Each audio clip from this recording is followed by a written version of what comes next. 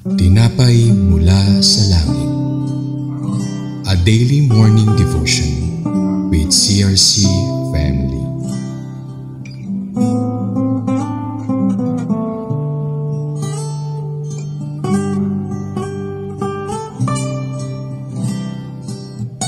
Mapagpalang umaga mga kapatid. Ako po si Sister Miriam Sanggalang mula sa CRC Tulota, Batangas Daughter Church. Samahan niyo po kami sa ating programang Tinapay mula sa langit, ang pang-araw-araw nating debosyon sa salita ng Diyos. Ngayong umaga ay matutunghayan at mapapakinggan po natin ang salita ng Diyos sa Joshua 10:8 na pinamagatang God's Command and Promise to Joshua. Ngunit bago po tayo magpatuloy, tayo po'y dumako muna sa isang maikling panalangin. Panginoon, salamat po sa pagkakataong ito na kami ay muling makapakinig ng inyong salita. Mga salitang magtuturo sa bawat isa sa amin upang kami ay magkaroon ng mas malalim na pangunawa sa mensaheng nais mong iparating sa iyong mga anak. Dalangin ko po na inyong banal na Espiritu ang siyang maging tagapanguna at tagapagturo namin sa umagang ito. Ito po ang aming dalangin sa pangalan mo, Panginoong Jesus. Amen. Tayo po ay babasa sa Joshua 10:8. Sinabi po sa salita ng Diyos, sinabi ni Yahweh kay Josue, huwag kang matakot sa kanila. Ibinigay ko na sila sa iyong mga kamay.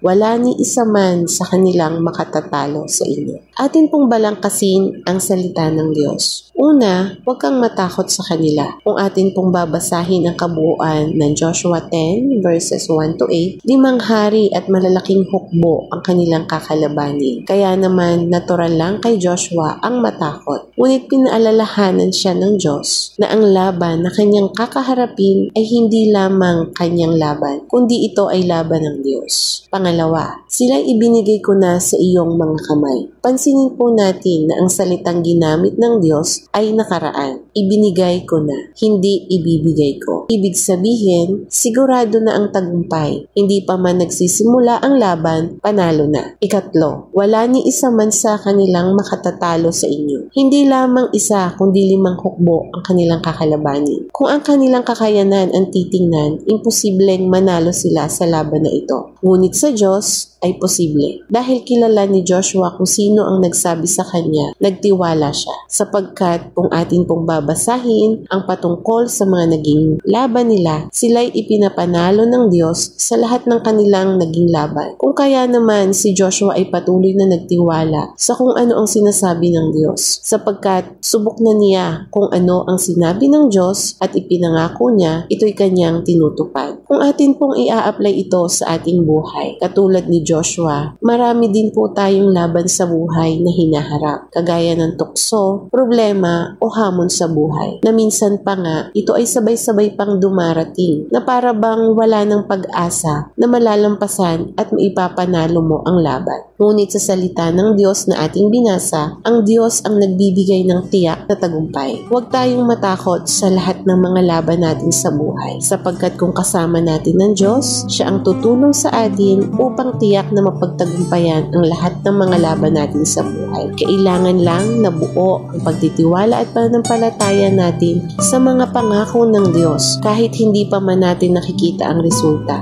sapagkat tapat ang Diyos sa kanyang mga pangako. Ito ay kanyang tinutupad at higit sa lahat, walang makatatalo sa kapangyarihan ng Diyos. Kaya sa kanya ay may katagumpayan. Purihin ang ating Panginoon. Tayo po ay manalangin. Aming Diyos na dakila sa lahat, salamat po sa iyong mga salita na inyong ipinahayag sa amin. Nawa po ay tumimo sa aming puso ang iyong salita at naisin po namin na ito'y maisapamuhay sa aming pang-araw-araw na buhay. Pagpalain po ninyo ang lahat ng nakinig at nakibahagi sa araw na ito. Tanggapin po ninyo ang lahat ng pinakamataas na pagpupuri, parangal, pasasalamat. Ito po ang aming dalangin sa matabis mong pangalang Panginoong Jesus. Amen. Maraming salamat po sa lahat ng nakinig at nakibahagi sa programang Tinapay mula sa langit. Malaya po natin i-like and i-share ito upang maging pagpapala po sa lahat. At muli po namin kayong iniimbitahan at inaanyayahan bukas ng umaga para sa muli nating pagninilay-nilay ng salita ng Diyos. To God be all the glory.